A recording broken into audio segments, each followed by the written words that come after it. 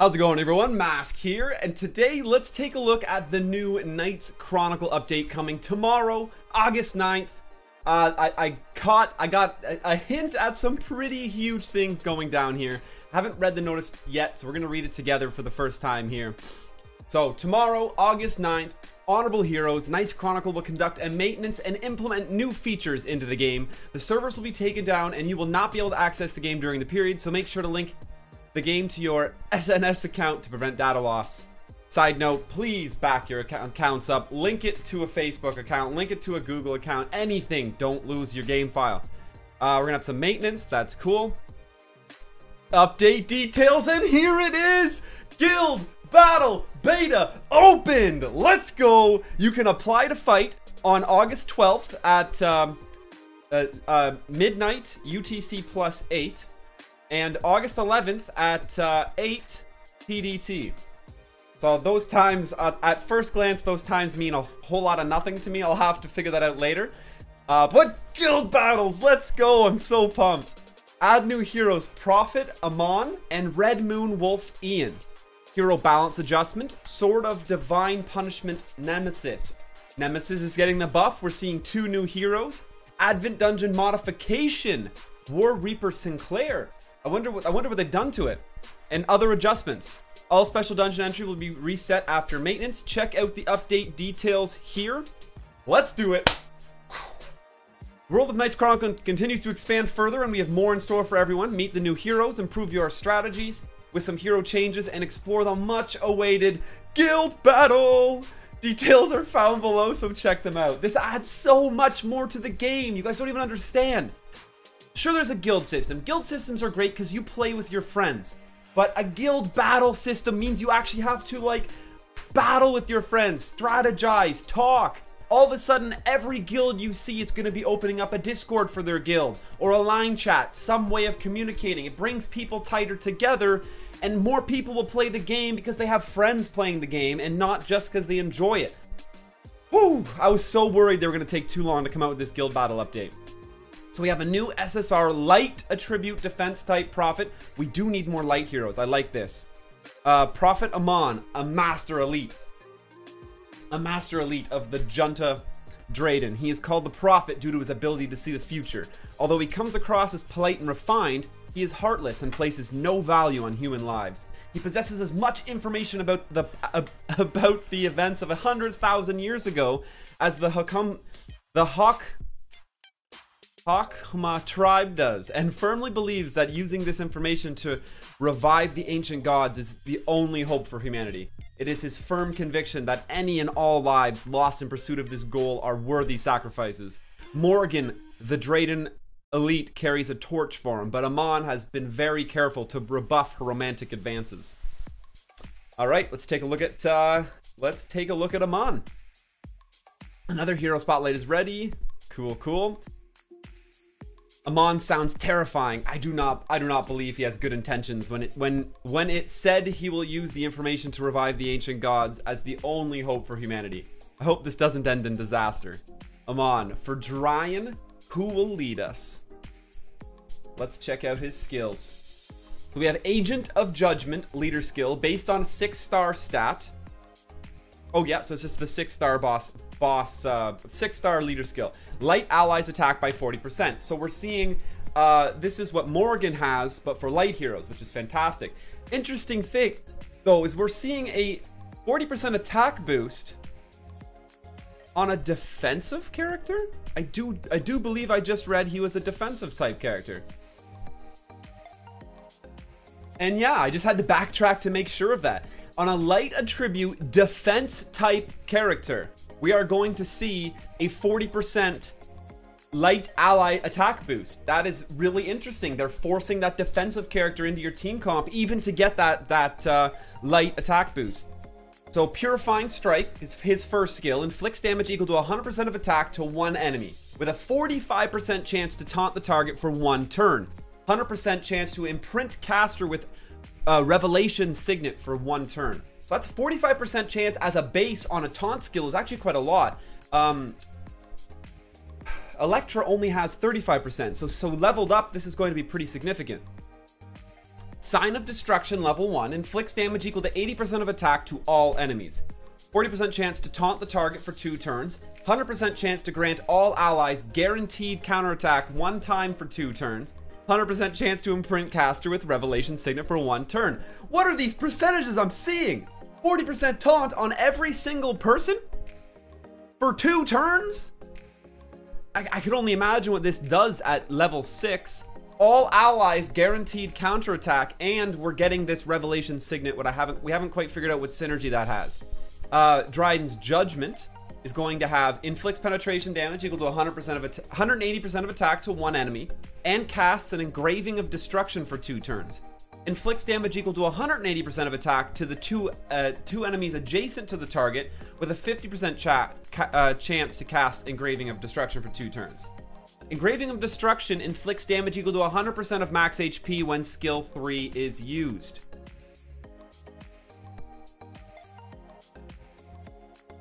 Engraving of Destruction. Okay, so basically if they want to use Engraving of Destruction, if they want to use their skill 3, it'll do 100% max HP damage. So basically it locks you out of your 3rd skill. This is what I'm gathering. I could be wrong. By the sounds of it, it's a debuff that goes on you. It locks you out of using your 3rd skill. And if you do, you basically kill yourself. Now, Revelation Signet. It's his normal passive. It increases caster's evasion by 40% and accuracy by 40%. And increases damage dealt by all allies by 30% when the caster is imprinted with Revelation Signet. So we have, on skill 1, 100% chance to imprint caster with Revelation Signet for 1 turn. On skill 2, 100% chance. Basically, he's going to have Revelation Signet up most of the time. 40% evasion, 40% accuracy boost, and all allies getting a 30% damage boost? We literally are looking at the best support character this game has seen. That is insane. What? Has a high chance for, and I haven't even read the level 60 passive yet. Has a high chance for the caster's turn to come more quickly at the start of the wave. Activates Resolve for an ally for 1 turn if the ally takes fatal damage. Restores the target of Resolve's HP by 50% and increases their attack by 50% for 2 turns, once per battle. So he basically has a Demos or a Karen passive where he automatically is going to bring one of his allies back to life. Instead of, I mean, it says it's Resolve. So instead of letting them die and reviving them, which will reset buffs on people. So if you had buffs, dying letting someone die and bring them back also resets all debuffs on someone. Instead, he will actually activate a Resolve here and prevent you from going down. Resolve will keep you from going down and heal you by 50% right after. But a 50% attack boost coming is pretty sweet as well.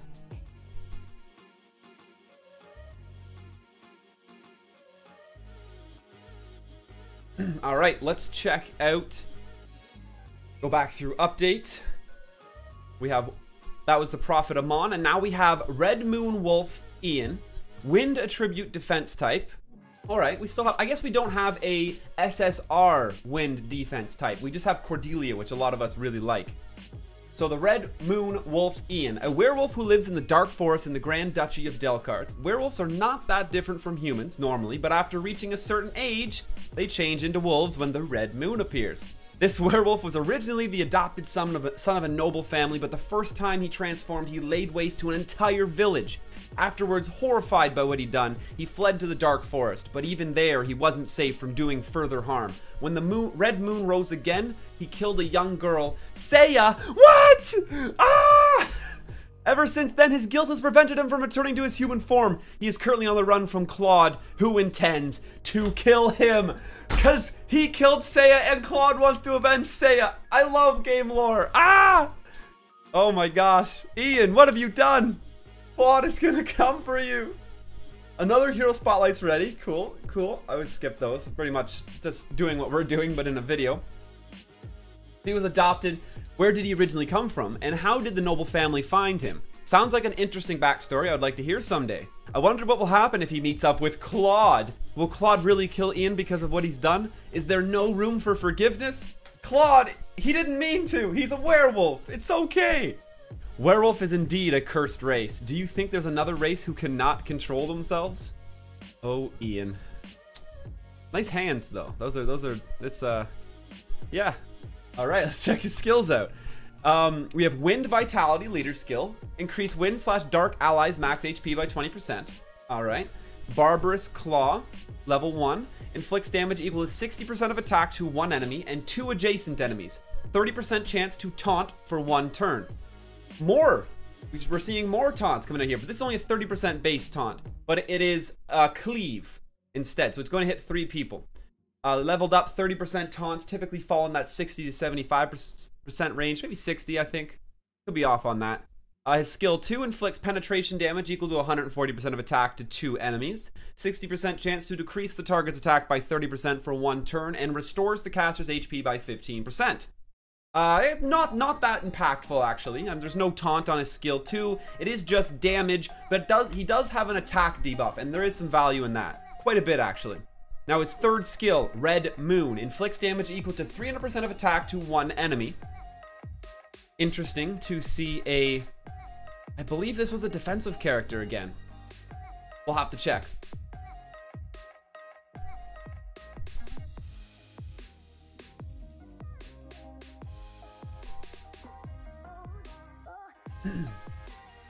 And yes, this is indeed a defensive type character. Let's jump back in. So on a defensive type character, it's interesting to see a 300% attack nuke on his 3rd skill. 80% chance to remove all buffs from the target and a 60% chance to stun for 1 turn. Well, there's your defensive supportive type parts of it, with an 80% chance to remove all buffs and a 60% chance to stun. That 80% chance will become 100% when you level it up, and that 60% chance is going to get damn near 100% chance when you level it up. So he's got a very reliable stun. Party Protection passive is his regular passive. He has a 100% chance to grant protection to 1 ally for 2 turns at the start of the wave or turn. Restores the caster's HP by 20% and removes 1 debuff from the caster if the caster's HP is below 50% at the start of the turn. And that is a permanent one. That's not one time. So he will always restore 20% HP and remove a debuff at the start of the turn if his HP is below 50%. Reducing damage taken by 3%. Reduces damage taken by 3% per surviving ally. So in a full party with 4 other people up, he'll take 12% less damage as just a baseline. And Werewolf's Rage is his level 60 passive.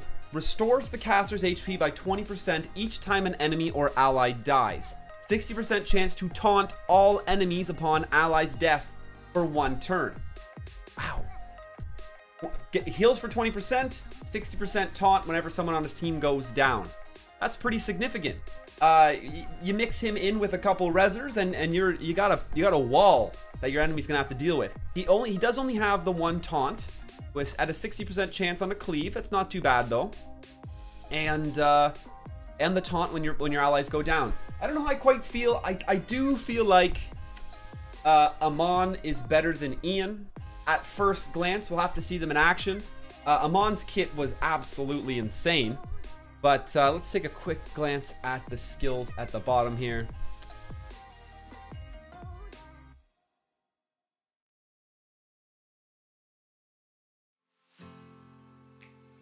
I don't know. I can't handle this these 10 frame per second previews. We'll look at that when he's out in the game. All right, back in the update details. Moving on, Guild Battle Beta has opened. Let's go. And right now I'm seeing this looks very similar to an unknown error has occurred. Okay, we're fine. Preparing for Guild Battle. 3 hours remaining. A crest to fight has not been made. Only guild leaders and vice leaders can apply to fight. Guild Battle has been added in the PvP menu. Take a look at this. So this doesn't really. This is just your in-guild guild menu. That's not really exciting. This is what it's gonna look like in game. So looks like we have our forts up all around. This is looking very similar to how Summoner's War does guild fights, and I would imagine also being a very similar game, this is going to look very much the same. You're gonna have a team set up, and it's up to your people to defeat the enemy's team. You can tell in the bottom left here, we'll all have 3 attacks each. So everyone in the guild war will be able to make 3 attacks, and it looks like everyone has 3 life as well. So it's up to every single person on your team to succeed every one of their attacks in order for you to get every single star on the map perfectly. So you got to attack the strong people if you're the strong people. It's going to be very important. This is awesome. Guild battle held weekly. Separately is held weekly and separately in defense and attack phase. Rewards depend on the amount of victory points earned per week. Through a newly opened guild shop, you can buy valuable rewards, including the newest hero, Red Moon Wolf Ian, will be obtainable free to play for everyone. Wait, of course that's why Ian seemed not as strong as Amon. Just gonna speculate here, because we're all getting them for free. Oh, never fail to surprise. Let's take a look at War Reaper Sinclair. Buff description of Advent Dungeon boss Sinclair has been added. The effect is the same as before. Cannot fight back to the boss. If you are on debuff, stat, stun, burn, etc., you will get more damage. Okay, so they just added a descriptor. They didn't actually change the Advent Dungeon at all. But let's take a look at the update coming to Nemesis. Sword of Divine Punishment Nemesis. Nemesis's base attack rate has been increased. The method of acquiring the Black Orb has been changed for a smoother and friendlier way to fight. You can acquire Dark Orb if you succeed in activating the debuff, Revive unavailable. The survivability is improved by the passive shield effect that is activated when acquiring the Dark Orb. Also by strategically utilizing the newly changed Enchant Glaive's Dark Orb and Speed buff acquisition, Nemesis's performance will increase. So Nemesis's attack rate has been increased. Basic attack rate. Oh, okay, not attack stat. I understand now. It went from 519 base attack speed, which was horrifically slow, to 559, a 40 attack speed buff. Passive and active skills have been renewed. So we'll have to look at what when they're out in the game. We'll have to read the exact changes they made to the passive and active skills, because this is sort of, yeah, this is definitely a little too vague. Improve sound effects for guild attendance and donation, and we approve.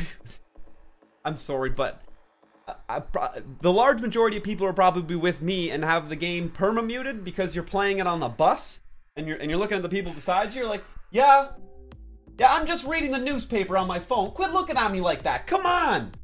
And then it's the guy looking right over your shoulder at like, yep. Oh, that's Susan. Yeah. Oh, that's Susan. She's sure someone. Regardless, I don't think we're playing with the sound on. Well, that takes us to the end of this awesome update launching tomorrow, August 9th. I hope you guys are just as excited for Guild Wars as I am. That's definitely my highlight of this patch. I mean, we're all getting the new SSR hero Ian, but we only can obtain him by participating in Guild Wars. And to any of you who own Nemesis, I'm looking forward to testing her out. Maybe she's going to actually be a contender now. I have a pretty developed Nemesis, so I'm excited to check her out myself. But thanks for checking us out, guys. Make sure to grab my Facebook and my Twitter from the description down below. Follow me on those social media. That's how you're going to know when I'm going live and when new content's coming out. And of course, there is a link to join my Discord channel in the description down below as well. It's discord.gg/masktv. Come join our growing Discord family. We're almost at 3,000 members strong now. It's actually really crazy. We have an awesome Knights Chronicle section there where I'm sure you'd love to meet some people. Maybe you're looking to get into a guild for Guild Wars. We're definitely going to be opening up a guild recruiting section specifically because everyone's going to want to get into a guild, and an active one at that, because of the upcoming Guild Wars. So grab that Discord link from the description down below and come join our Discord family. Thanks again for checking us out, guys. Smash that subscribe button and stay classy.